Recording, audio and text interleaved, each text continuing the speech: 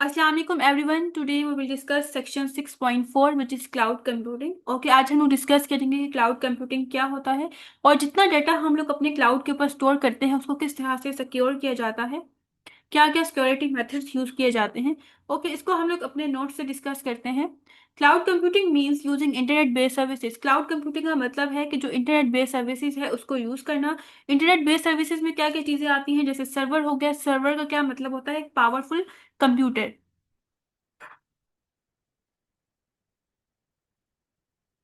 Okay, storages वगैरह को use करना। ठीक है, जितना हमारा डेटा है हम लोग उसको क्लाउड के ऊपर स्टोर करवा दें। इसी तरह से सॉफ्टवेयर को यूज करना, बजाय इसके कि ये सब चीजें जो है हम अपने कंप्यूटर के अंदर मेंटेन कर लें, हम लोग क्या करें, क्लाउड के सर्विसेज को यूज कर लें। ओके, इसका बेनिफिट क्या होगा? फॉर एग्जाम्पल, हम लोगों ने अपना कोई भी एक बिजनेस स्टार्ट किया है, ठीक है, उसका जितना डाटा है हमने उसको स्टोर करना है। अगर हम लोग अपने उसको लैपटॉप या कंप्यूटर के अंदर उसको स्टोर करवाएंगे तो उससे क्या नुकसान होगा? इससे ये डिसएडवांटेज होगा कि हमें जो है वो उसकी अपने कंप्यूटर की हार्ड डिस्क ज़्यादा करवानी पड़ेगी, ताकि जो है उसकी स्टोरेज ज़्यादा हो जाए, जितनी हमारी लार्ज फाइल्स हैं या जितना हमारा डेटा है वो स्टोर हो सके।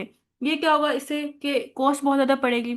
इसके अलावा हमें मेंटेनेंस करवानी पड़ेगी, ठीक है, टाइम के साथ साथ अपडेशन वगैरह करनी पड़ेंगी। तो इन सब चीज़ों से बचने के लिए हम लोग क्या करते हैं, हम लोग क्लाउड की सर्विसेज को यूज़ कर लेते हैं। इसमें हमें ना तो कुछ मेंटेन करना पड़ता है, ना अपडेट करनी पड़ती है, या अपने डाटा की सिक्योरिटी की भी टेंशन नहीं होती। तो इसके बहुत से बेनिफिट्स हैं। It help to save money. ठीक है, इससे क्या होता है कि एक तो पैसे बच जाते हैं। कैसे? कि अगर हम लोग लोकल कंप्यूटर में अपने डाटा को स्टोर करें तो हमें हार्ड डिस्क वगैरह ज़्यादा करवानी पड़ेगी, मेंटेनेंस वगैरह के ऊपर पैसे लग जाएंगे। इसके अलावा क्या होता है कि जो डाटा हम लोग क्लाउड के ऊपर स्टोर करवाते हैं वो सेफली डाटा स्टोर होता है। इसके अलावा जितनी भी फाइल्स हम लोग क्लाउड के ऊपर स्टोर करवाते हैं उसको हम लोग किसी भी टाइम एक्सेस कर सकते हैं। अगर हम लोग अपने लोकल कंप्यूटर के ऊपर जितना डाटा स्टोर करें, फॉर एग्जांपल हम लोग ने पाकिस्तान के अंदर हमारे पास एक कंप्यूटर है, ठीक है, उसके अंदर हम लोग ने अपना डाटा स्टोर करवाया। हम लोग किसी और जगह पे चले गए और अपने कंप्यूटर को साथ लेके नहीं गए, तो हम लोग अपने डाटा को एक्सेस नहीं कर सकते। लेकिन अगर वही डाटा अगर हम लोगों ने क्लाउड के ऊपर स्टोर करवा दिया है, तो हम लोग किसी भी जगह चले जाएं, किसी और डिवाइस को भी यूज करते हुए अपने डाटा को एक्सेस कर सकते हैं, अपने डाटा को स्टोर यूज कर सकते हैं इंटरनेट के थ्रू।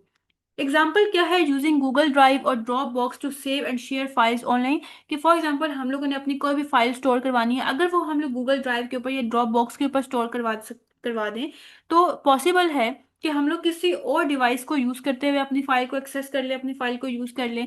अपनी फाइल को जो है वो किसी भी जगह से एक्सेस कर सकते हैं, किसी भी टाइम एक्सेस कर सकते हैं। बस इंटरनेट की जो है वो जरूरत होती है। अब दो टाइप्स के क्लाउड होते हैं, एक होता है पब्लिक क्लाउड, एक होता है प्राइवेट क्लाउड। ओके, इनमें डिफरेंस क्या है? अब public cloud is shared by many user organization. ठीक है, जो पब्लिक क्लाउड होता है वो बहुत से यूजर्स ऑर्गेनाइजेशन में शेयर हो रहा होता है। ठीक है, एक ही क्लाउड जो है बहुत से यूजर उसको यूज कर रहे होते हैं, बहुत सी ऑर्गेनाइजेशन उसको यूज कर रहे होते हैं, जिसकी वजह से इसको पब्लिक क्लाउड कहा जाता है। It is owned and manage by third party companies like Google cloud, AWS और माइक्रोसॉफ्ट एज्योर। इसका मतलब क्या है?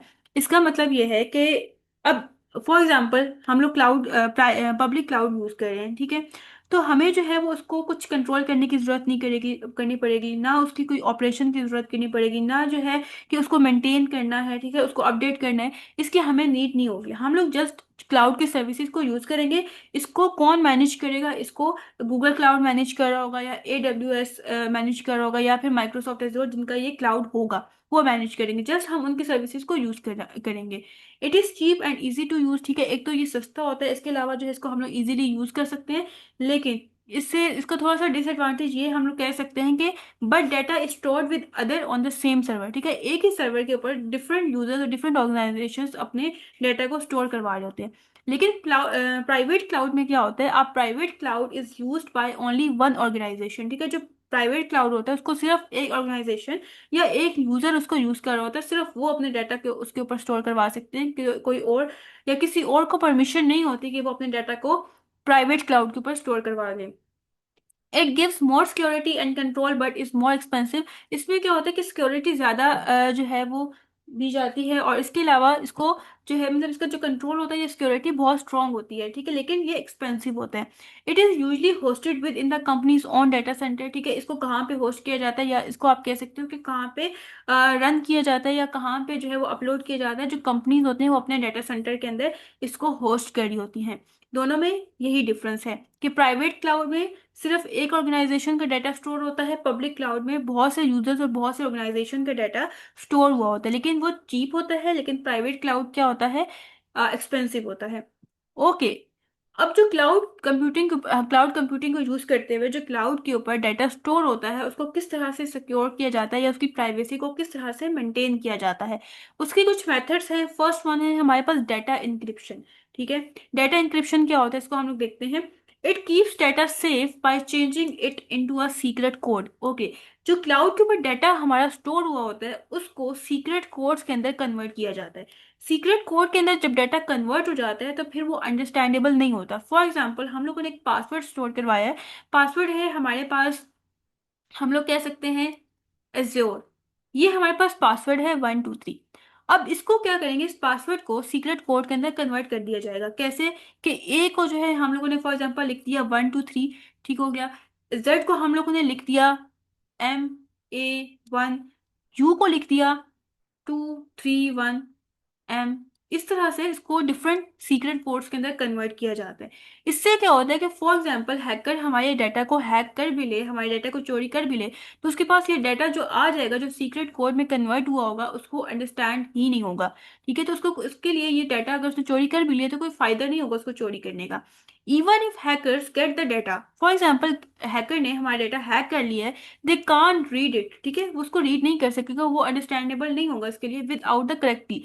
उसके पास क्योंकि की नहीं होगी। अब की यहाँ पे इसका की का क्या मतलब हुआ कि जब हैक मतलब ये जो हमारे पास इंफॉर्मेशन होती है उसको हम लोग सीक्रेट कोड में कन्वर्ट करते हैं तो साथ हमारे पास की होती है। की के अंदर हम लोगों ने लिखा होता है कि ए का क्या मतलब है। फॉर एग्जाम्पल A123 है तो हम लोग वहां पे लिखेंगे कि ए का मतलब 123 है, ताकि अगर हम लोगों को अगर उसको दोबारा से कन्वर्ट करना पड़े अपनी असली इंफॉर्मेशन के अंदर या अपने असली फॉर्मेट के अंदर तो हम लोग इजीली कर सकेंगे, क्योंकि हमारे पास की होगी। की में देखते हुए कि अच्छा ए का ये मतलब है, जेड का ये मतलब है, यू का ये मतलब है, आर का ये मतलब है। तो अब हैकर के पास की नहीं होगी तो वो अगर उसके पास कोड आ भी गया या जो हमारा जितना वो डाटा है वो आ भी गया तो उसके लिए कोई फायदा नहीं होगा।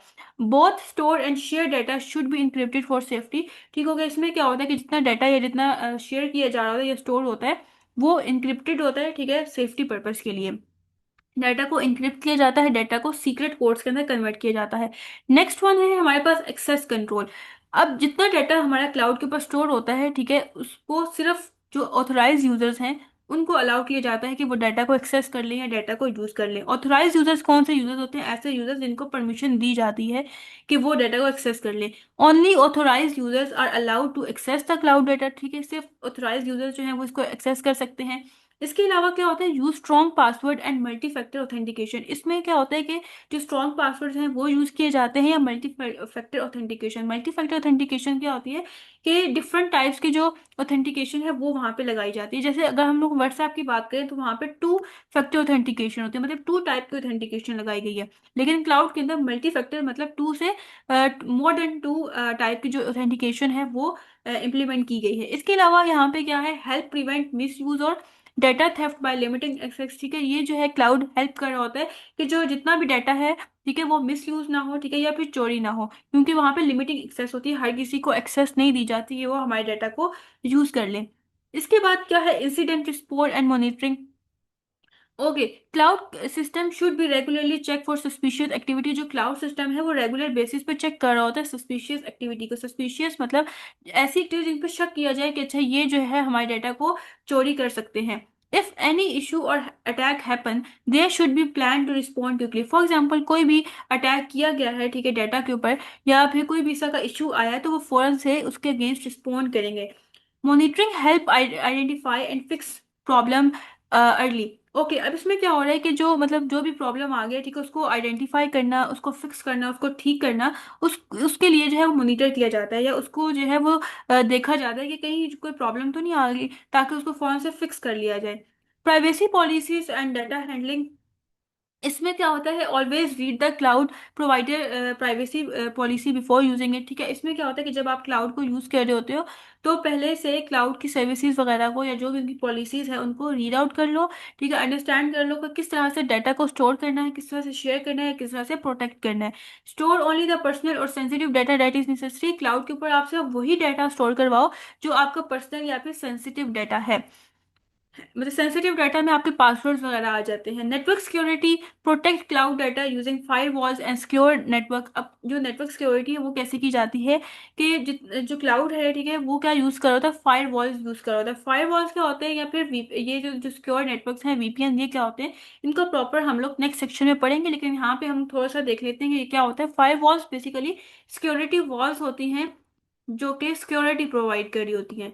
इसमें ये होता है कि यहाँ पे हमारे पास जो भी इसका इंटरनेट है, हम कह लें, ठीक है, और यहाँ पे हमारे पास डिवाइसेस हैं, इनके बीच में एक सिक्योरिटी वॉल होती है। अब इंटरनेट से जो भी डाटा आ रहा होता है, ठीक है, या जो भी रिक्वेस्ट आ रही होती है डिवाइसेस की तरफ, बीच में एक सिक्योरिटी वॉल होती है। पहले वो देखती है कि क्या रिक्वेस्ट या क्या डाटा आ रहा है डिवाइसेस की तरफ, ठीक है, उनको फिल्टर आउट करती है। फॉर एग्जांपल कोई हार्मफुल कोई रिक्वेस्ट आ रही है, या आप कह सकते हो कि यह हार्मफुल डाटा आ रहा है, ठीक है, तो वो यहाँ पे रोक लेता है, ब्लॉक कर लेता है, वो डिवाइसेस तक पहुंचने ही नहीं देता। और इसके अलावा उसके और वीपीएन्स होते हैं। वीपीएन्स क्या होते हैं, इनको भी हम लोग डिटेल में आगे पढ़ते हैं। Keep an eye on network traffic to detect hacking attempt. Okay, अब जितना नेटवर्क होता है उसके अंदर देखते हैं कि कौन कौन से यूजर्स हैं, वो क्या एक्टिविटी परफॉर्म कर रहे हैं, वो किस तरह से इस इंटरनेट को यूज कर रहे हैं, ठीक है, इसको मॉनिटर कर रहा होता है, ठीक है, ताकि कोई भी हैकिंग अटेम्प्ट ना हो सके। कोई भी हैकिंग अटेम्प्ट होती है, कोई हैक करने की कोशिश करते हैं, उसको फौरन से डिटेक्ट कर लेते हैं, उसको फौरन से फाइंड आउट कर लेते हैं। इसके बाद क्या है, prevent unauthorize access and keep data safe while online. ये जो है अनऑथोराइज एक्सेस को प्रिवेंट कर रहा होता है कि वो जब भी आप फॉर एग्जांपल जितना डाटा आपका है वो सेफ रहे, ठीक है, जब आप ऑनलाइन होते हो, तो मतलब कोई भी अनऑथोराइज यूजर आपकी डिवाइस को जो है या फिर आपके डाटा को एक्सेस ना कर ले। ओके, ये थे सिक्योरिटी मेथड्स। इसके बाद हम लोग सेक्शन नंबर 6.5 को डिस्कस करेंगे, which is hardware and software method to protect devices. Okay, I hope so आज के लेक्चर आपको समझ आया होगा। इन केस फिर भी कोई क्यूरी है तो आप कमेंट सेक्शन में पूछ सकते हैं।